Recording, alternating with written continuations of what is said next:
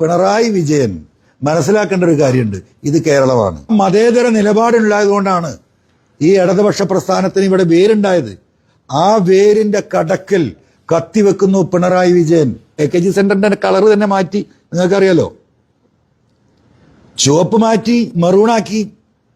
ഇനിയിപ്പോ ജില്ലാ കമ്മിറ്റി മറ്റ് താഴെയുള്ള ഓഫീസുകൾ മാറ്റാൻ ഒരു പ്രയാസമില്ല.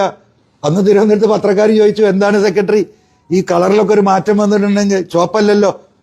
പാർട്ടി സെക്രട്ടറി എന്നാ പറഞ്ഞു, നെഗറ്റീവ് എനർജി അല്ലേ ചുവപ്പ് എന്ന്. നെഗറ്റീവ് എനർജി ചുവപ്പേ. ചുമപ്പ് കണ്ടാൽ നെഗറ്റീവ് എനർജി, പാവപ്പെട്ട തൊഴിലാളികളെ കണ്ടാൽ നെഗറ്റീവ് എനർജി, അദാനിയെ കണ്ടാൽ കെട്ടിപ്പിടിക്കും. എന്തു നല്ല പാർട്ടി! പിന്നെ NEP ഇവിടെ നടപ്പിലാക്കുള്ളൂ, ഇതിലപ്പുറം നടപ്പിലാക്കും. ഇങ്ങനെ ഒടിച്ചു കളയാണ് പാർട്ടിയെ, ചിന്തിക്കാൻ കഴിയാത്ത വിധത്തിൽ.